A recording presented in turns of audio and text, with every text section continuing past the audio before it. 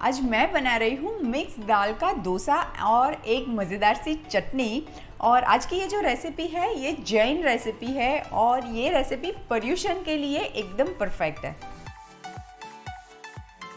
अब मिक्स दाल का डोसा बनाने के लिए हमें पहले बैटर बनाना पड़ेगा और सिंस ये पर्यूषण के लिए बना रहे हैं तो हम बैटर अगले दिन नहीं बना के रखेंगे। तो ये बैटर बनाने के लिए मैंने यहाँ पे दो तरीके की दाल ली है। हाफ अ कप उड़द की दाल और हाफ अ कप मूंग की येलो वाली दाल ली है। आप चाहो तो और भी कोई दाल ऐड कर सकते हो। और मैंने सिर्फ 1/4 कप जितना राइस लिया है। अभी आप यहाँ पे राइस अवॉइड करना चाहो तो अवॉइड भी कर सकते हो। और ये सारी दालों को मैंने अप्रॉक्सीमेटली आधे घंटे से भिगा के रखा हुआ है। तो अब ये भीगी हुई दाल को हम पीस के डोसे का बैटर बनाएंगे। अब जितना ज़रूरत होगा उस हिसाब से हम पानी ऐड करके फिर पीसेंगे। एक साथ ही पानी नहीं ऐड करिएगा वरना बैटर बहुत रनी बन जाएगा।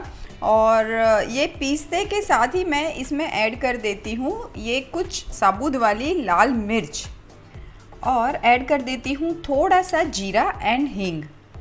और अब हम इसका स्मूथ सा बैटर बना देंगे। ये देखिए ये स्मूथ सा बैटर तो बनके रेडी है। इसको एक बोल में निकाल लेते हैं। ये जो इतना बैटर था ये मैंने 2 बैच में पीसा हुआ है। अभी ये देखिए डोसा का बैटर मुझे अभी भी थोड़ा सा थिक लग रहा है तो पानी ऐड करके हम इसको पतला कर देंगे। अब ये बैटर में मैं ऐड कर देती हूँ थोड़ा सा सॉल्ट एंड थोड़ी सी हल्दी। ये लीजिए अब ये बैटर को अच्छे से मिक्स करके मैं साइड में रख देती हूँ थोड़ी देर के लिए। और तब तक हम एक मज़ेदार सी चटनी बनाते हैं।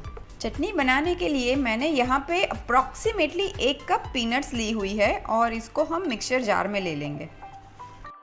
अब मैं पीनट्स के साथ ही पीसने के लिए ऐड कर दूँगी 1 टीस्पून जीरा और थोड़ी सी कश्मीरी मिर्च। और ये मैंने लिया हुआ है आमचूर पाउडर जो कि एक माइल्ड सा खट्टापन देगा। और अब मैं ऐड कर दूंगी 3 भिगाई हुई कश्मीरी मिर्च और इसको मैंने 2 टेबलस्पून पानी में भिगाया है। और अब लास्ट में मैं ऐड कर देती हूँ थोड़ा सा नमक। चलिए अब चटनी को भी पीस लेते हैं। ये मज़ेदार सी चटनी तो रेडी है। इसको मैं एक बोल में निकाल लेती हूँ।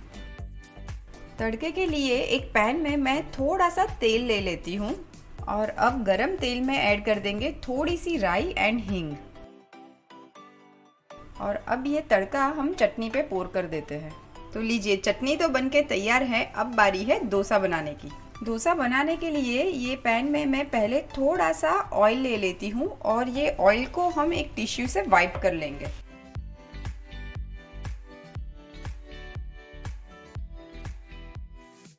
अब थोड़ा सा तेल मैं हर तरफ लगा लेती हूँ और मीडियम फ्लेम पे डोसे को पकने के लिए छोड़ देंगे।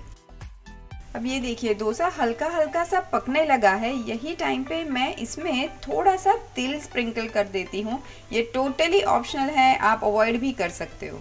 अब ये डोसा को पलट के हम दूसरी तरफ से भी पका लेंगे। ये लीजिए मज़ेदार सा डोसा तो बनके रेडी है। फटाफट से प्लेटिंग करते हैं। तो लीजिए डोसा भी तैयार है और चटनी भी। फटाफट से सर्व कर देती हूँ।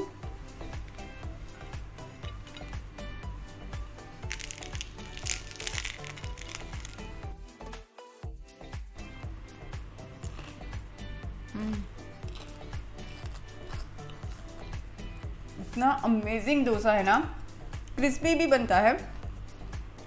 पर्यूषण के बिना भी आप इसको बना के एंजॉय कर सकते हो। Must try recipe.